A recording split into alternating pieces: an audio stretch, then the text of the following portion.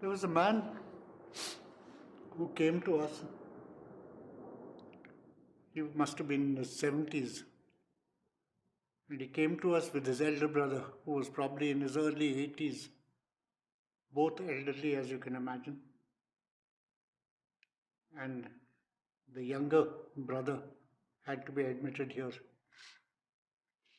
He was admitted, and we normally take details about the family when we admit a patient, because if the end should come, we should know whom to contact and whom to call to receive the body.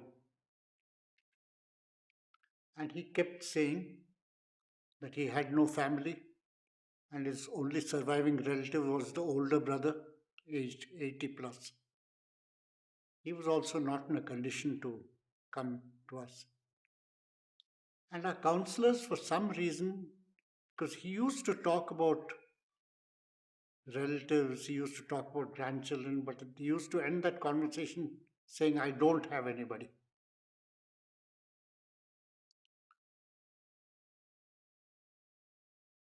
Kept saying this. And yet, when he started sinking, our counselors suspected that this couldn't be true. They had noticed that he used to take a small notebook from his pocket and used to keep referring to it and used to put it back. So when he was semi-conscious, the counselor put her hand into his pocket and took out the notebook. She flipped through it and found a few telephone numbers. Didn't know whose they were.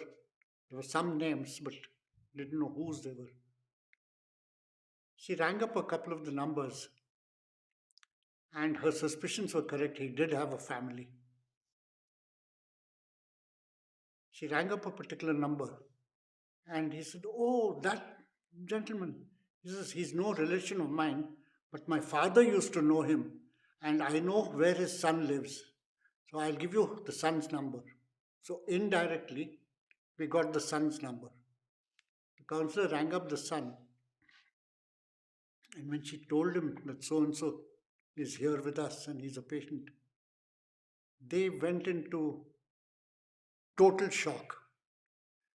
They said 30 years ago, this man had fought with the family and he'd left the family and he'd gone away. From that day onwards, they'd never heard of where he was, what he was doing, or anything of the sort.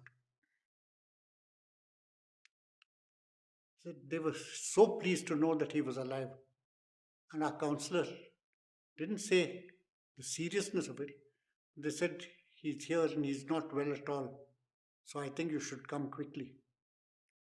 He lived somewhere in South Canada.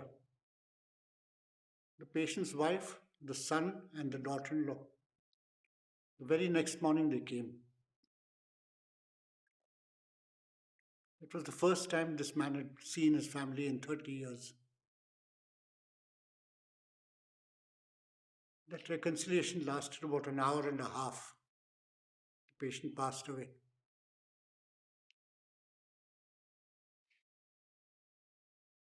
The wife was a broken woman, but in the midst of all her tears, she was only saying, thank goodness we were able to see him before he died. Apparently, this is what she was saying.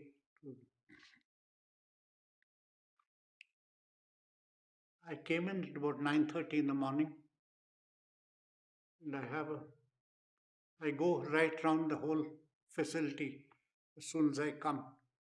So I was walking past. The body had been kept in the room where we keep the bodies, and the son was with the father inside, and the lady was sitting outside, and she was weeping away. When I went there,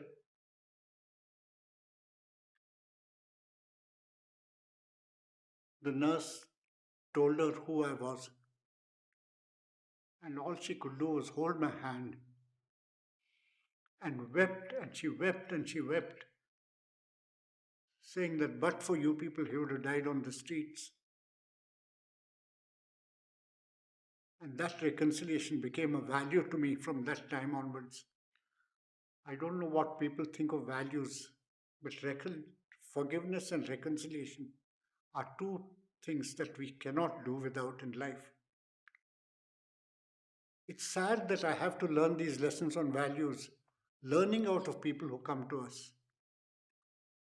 But the fact it makes me richer. So that fulfillment that we get out of looking after such people is our reward.